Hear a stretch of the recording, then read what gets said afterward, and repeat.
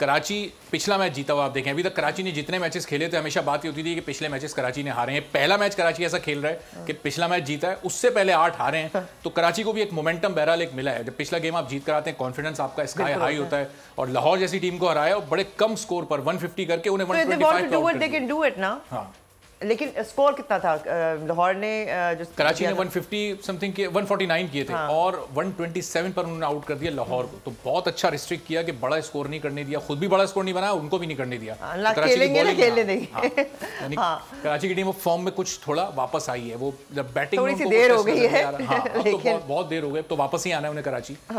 और कल भी हमने जाते जाते वो क्रिस गेल का एक ट्वीट हमने दिखाया था कि जनाब अब क्रिस गेल ने ऐलान किया है कि वो अगले PSL में कराची किंग्स के कोच होंगे। तो वो उन्होंने तंज किया था असल में कि अब मुझे ही आना पड़ेगा कराची किंग्स की परफॉर्मेंस को चेंज करने के लिए। क्रिस गेल इससे पहले कराची के लिए एक सीज़न खेल चुके हैं और वो बहुत ही ख़राब सीज़न उनके लिए गया था। कराची किंग्स में आकर वो ऐसा लग रहा था कि बस उनसे एक चौका नहीं लग रहा था, एक छक्का नहीं लग रहा था, वरना वो यूनिवर्स बॉस हैं और छक्के चौके मारने के लिए मशहूर हैं। भाई जब बॉस है तो उनकी मर्जी है, खेले ना खेले, जैसे किंग्स हैं तो मर्जी है खेले ना खेले। भाई तो आप देखें कि ये वो ट्वीट आ गया कि अब ये कह रहे हैं कि जनाब मैं अगले सीज़न में कराची किंग्स का हेड कोच हूँगा। अब ये टॉन्ट कर रहे हैं ज़ाहिर कराची को और अब तो कह रहे हैं कि इसमें कोई शक नहीं होना चाहिए। ये हिंट भी हो कि भाई ये भी हो सकता है और ये इशारा, हाँ जाहिर है अब इसको अगर सलमान इकबाल कैच करें और इनसे बात करें तो, लेकिन अभी तक इनका कोई कोचिंग एक्सपीरियंस है नहीं। अभी तो एज प्लेयर खेल रहे हैं और ये BPL बांग्लादेश प्रीमियर लीग में अभी भी ये खेला कल परसों। और तो अगर कोचिंग एक्सपीरियंस नहीं है तो वो शायद ये कह रहे हो कि देखो मेरा कोई एक्सपीरियंस नहीं है इसलिए मैं आपको कोच कर सकता हूं। मैं कर सकता हूं, बिल्कुल जाहिर है।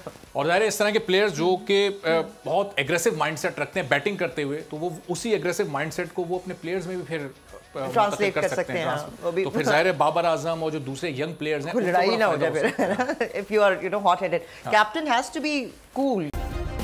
सब्सक्राइब करें और बेल दबाएं ताकि कोई खबर रह न जाए।